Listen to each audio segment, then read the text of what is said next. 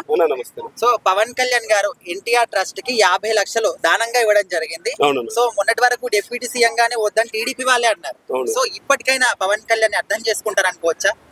పక్కగా అర్థం చేసుకుంటారన్న. ఇప్పుడు డిప్యూటీ సీఎం కు డొనేషన్ కు ఏం లిక్కు పెట్టద్దండి.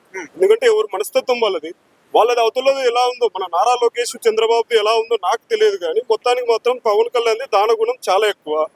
అందులో అయిందంటే ఎన్టీఆర్ ట్రస్ట్ కు తలసేమియా అనే పిల్లలకు వచ్చిన వ్యాధి, తలసేమియా అనే ఒక వ్యాధి పిల్లలకు వచ్చేది. సో దాని నుంచి పిల్లల్ని రక్షించడం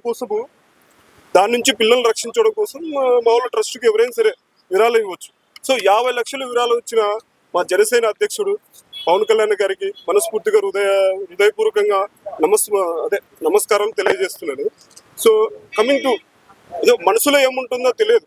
డిప్యూటీ సీఎం గత 70 ఏళ్ల నుంచి ఎవరైనా డిప్యూటీ సీఎం ఎవరంటే సీఎం పక్కన ఉంటాడు, జస్ట్ ఆయన పెట్టింది ఆయన సైన్ చేసి చూసేవాళ్ళు తప్ప.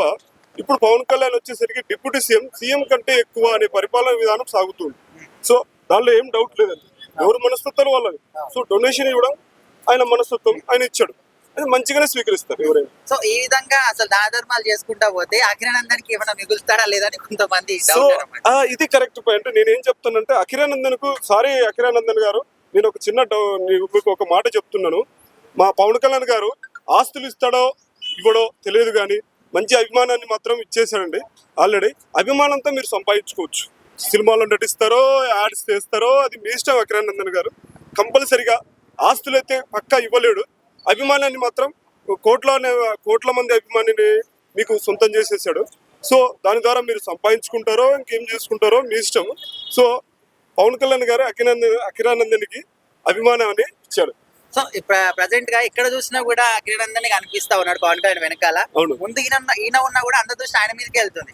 సో మరి సినిమా రంగంలోకి ఎంట్రీ ఇస్తే ఎట్లా ఉండబోతుంది అనుకోవచ్చు? అఖిరానందన్ యాక్చువల్ గా హైట్ గీటు పర్సనాలిటీ బాగానే ఉన్నాడు.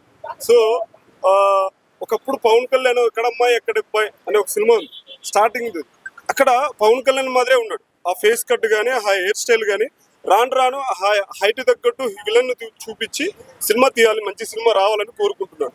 ఇందులో నో డౌట్ అండి, వస్తుంది. ఏవో పూరి జగన్నాథో లేకపోతే ఇప్పుడు వచ్చే అనిల్ రావిపూడి కానీ, లేకపోతే ఇంకా కొత్తగా వస్తే వంగ, ఆయన పేరేంటి, సందీప్ రెడ్డి వంగ, అలాంటి వాళ్ళ చేతిలో పడ్డాడంటే ఒక కెరీర్ మలుపు తిరుగుతుంది. ఇంకేమన్నా డౌట్ అను?